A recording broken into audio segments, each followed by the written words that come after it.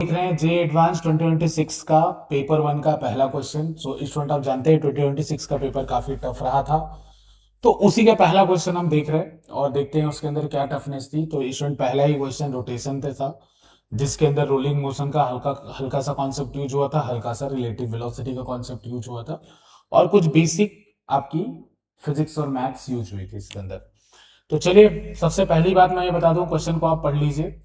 एक बहुत बड़ा यहाँ पे एक लार्ज डिस्क है जिसका रेडियस आर है और उसके ऊपर दो छोटे छोटे डिस्क रखे हुए हैं, एक स्मॉल आर जिनके रेडियस है, और वो जो स्मॉल आर और कैपिटल आर में रिलेशन है स्टूडेंट वो आर बाई 50 का है। मतलब small R is R by 50 times the capital R, 1/50 times the capital R, और वो उसके सरकमफेरेंस पे लाई कर रहे हैं जैसा कि फिगर में दिखाया गया है।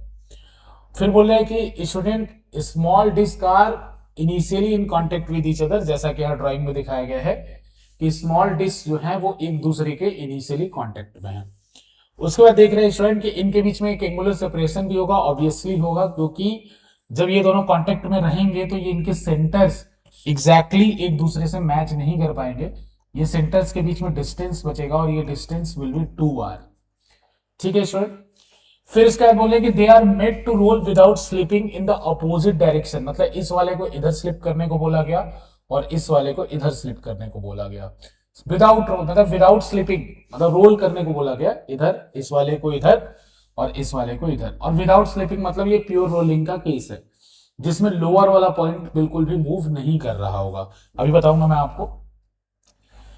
और उनकी एंगुलर वेलोसिटी दे रखी है स्टूडेंट ओमेगा और 2 ओमेगा, और दोनों ही कांस्टेंट है। ये आपको इसने क्वेश्चन ने साफ साफ बता दिया है कि ये जो दोनों ही एंगुलर वेलोसिटी आप ले रहे हैं ये दोनों ही एंगुलर वेलोसिटी कांस्टेंट है। तो अब बोल रहे हैं कि लार्ज डिस्क है और इसमें इस पूरे प्रोसेस में बड़ा वाला डिस्क क्या है, स्टेशनरी है। तो आपको बताना है कि टाउ टाइम बताना है जिसके बाद दोनों वापस स्मॉलर डिस्क एक दूसरे के कांटेक्ट में आ जाएंगे। मतलब आपको वो टाइम बताना है जिसके बाद दोनों डिस्क वापस इस तरह का डायग्राम बना लेंगे, तो ऑब्वियसली इस साइड बनाएंगे। तो इसमें कुछ कॉमन सेंस की बात मैं आपसे पहले कर ले रहा हूं स्टूडेंट। सबसे पहली बात कि आपको इतना बात पता होगा कि अगर कोई सर्कल है तो उसमें लेंथ जो होता है सर्कल के ऊपर चला जाता है वो r इंटू थीटा के बराबर हो जाता है। Arc upon radius is equals to theta, और इसको आप प्रूव भी करना है तो कर भी सकते हैं। थीटा 2 पाई रखेंगे तो ये 2 पाई r आता है जो कि आपका क्या होता है, सरकमफेरेंस होता है। पहली बात तो ये।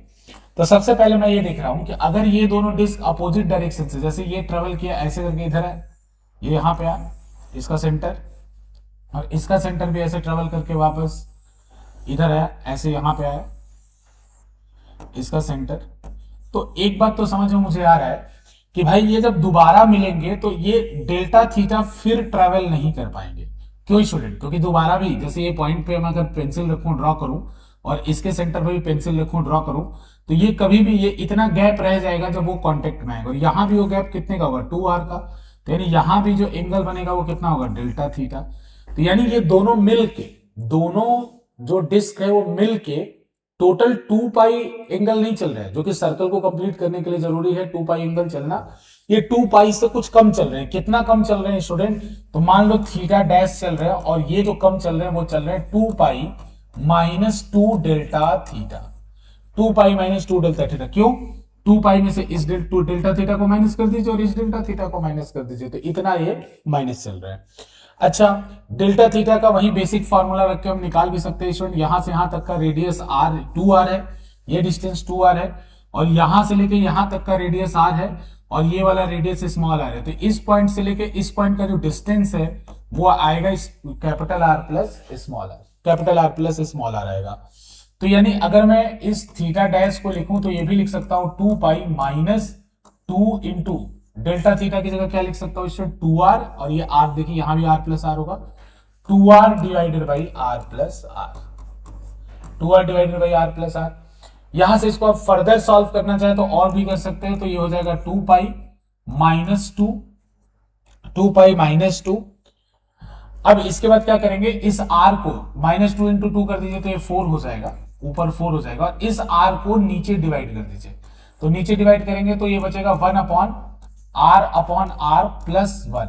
कैसे किया, इस स्मॉल r को नीचे ले गया, इससे भी डिवाइड हुआ, इससे भी, तो इससे डिवाइड हुआ तो 1 आ गया, और r प्लस r, तो R plus R upon R, यहां आर प्लस वन बचा, तो आर अपॉन आर किसके इक्वल है 50 के, तो यहां से थीटा डैश किसके इक्वल आ जाएगा, ये 50 के इक्वल प्लस वन, तो 2 pi minus 4 upon 51, 2 pi minus 4 upon 51। तो देखिए दो ऑप्शन में तो काइंड ऑफ उस तरह की चीजें दिख रही है, लेकिन जब तक जे एडवांस के क्वेश्चन में आप पूरा रिजल्ट ना निकाल लें, तुक्के के चक्कर में मत पड़िए, धोखा हो सकता है आपके साथ। तो चलिए ये बात तो समझ में आ गई कि इतना एंगल ट्रैवल करेगा, तो अगर इतना एंगल ट्रैवल करेगा स्टूडेंट, तो डिस्टेंस कितना ट्रैवल करेगा, तो एल इक्वल टू क्या होता है आर प्लस थीटा। तो इनके जो सेंटर हैं वो किस रेडियस में घूम रहे हैं, तो ये घूम रहे हैं आर प्लस आर रेडियस में। तो अभी जो ऊपर फॉर्मूला बताया था L equal to R theta, तो इस तरह से हो जाएगा R plus R into theta dash, theta dash आपका ये है। तो ये डिस्टेंस है जो दोनों मिला के चल रहे हैं बच्चों, ये वो डिस्टेंस है सर्कल के ऊपर, यानी इस वाले सर्कल के ऊपर ये टोटल डिस्टेंस कितना चल रहा है, तो एंगल जो चल रहा है उसमें मैंने उनके रेडियस से जो सर्कल बन रहा है, दोनों का सेंटर कंबाइन करके जो सर्कल बन रहा है उसके रेडियस से डिवाइड कर दिया, उसके रेडियस से मल्टीप्लाई कर दिया, तो इसे डिस्टेंस आ गया जो कि ये सर्कल पे चल रहा है। अच्छा, अब डिस्टेंस आ गया स्टूडेंट, तो हमें ये भी देखना है कि ये दोनों कितने स्पीड से इस पूरे डिस्टेंस को, ये जो हमने डिस्टेंस निकाला है उसको किस स्पीड से ट्रेवल कर रहा है। तो सबसे पहले जिनको रोलिंग मोशन का बेसिक नहीं पता है, तो याद रखिए अगर कोई भी ऑब्जेक्ट रोल करता है तो उसके सेंटर ऑफ मास की एक वेलोसिटी है, और centre of mass linear velocity है ये, तो हर पॉइंट की वेलोसिटी हम उसी डायरेक्शन में मानते हैं जिधर सेंटर ऑफ मास की वेलोसिटी है। ये ट्रांसलेशन मोशन में आपने सीखा होगा।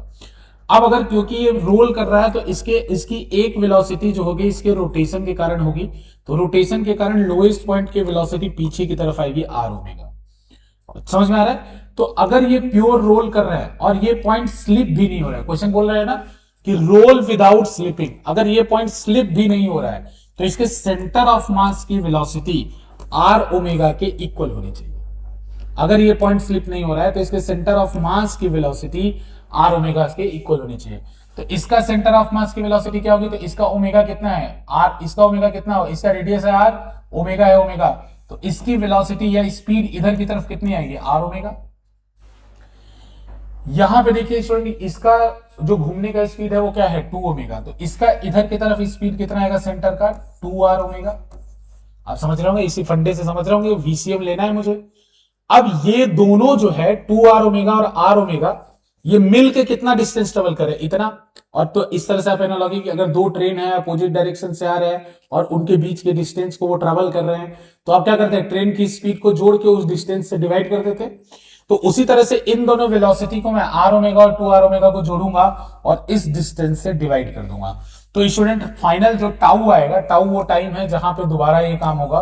तो टाउ कैसे निकालूं, तो अब फंडा क्लियर हो गया मुझे कि टाउ के लिए मुझे जो ऊपर डिस्टेंस आया है वो डिस्टेंस आया आर प्लस आर। बच्चों थीटा की वैल्यू प्लेस कर ले रहा हूं, थीटा की वैल्यू आ रही है मेरी 2 पाई माइनस 4 अपॉन 51, ये आ रही है 2 pi minus 4 upon 51, this divided by speed.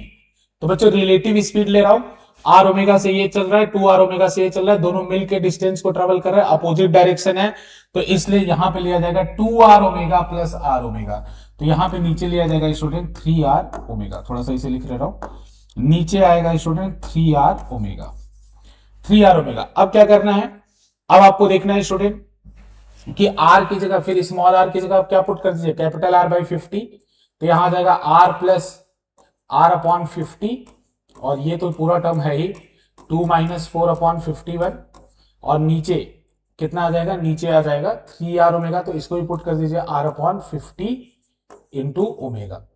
अब देखिए बस ये सॉल्व करना ही हो गया, आंसर आपको दिखने लगा होगा, आंसर दिखने लगा, इसको एलसीएम करके ऊपर ले जाएंगे तो ऊपर आएगा student 51 R upon 50 into this term 2 pi minus 4 upon 51, ये टर्म दिस डिवाइडेड बाई अगर मैं इसको डिवाइड करूं किससे 3 ओमेगा इंटू आर अपॉन 50 से, तो R upon 50 and R upon 50 will be cancel out, और फाइनल जो हमारा आंसर आएगा आप देख सकते हैं बनेगा 51 2 पाई माइनस 4 अपॉन 51, ये 51 है स्टूडेंट, 2 पाई माइनस 4 अपॉन 51, और this divided by R by 50 cancel हो गया 3 ओमेगा। तो ये आपका सी वाला जो है आंसर, ठीक है ना। तो स्टूडेंट उम्मीद है आपको ये पसंद आया होगा। अगर इसी तरह के वीडियोस आपको देखने हैं तो हमारे चैनल को आप सब्सक्राइब जरूर कर लीजिए। मैं कोशिश करूंगा कि हर दिन आपको एडवांस का एक क्वेश्चन लेके आऊं आपके पास में। Thank you.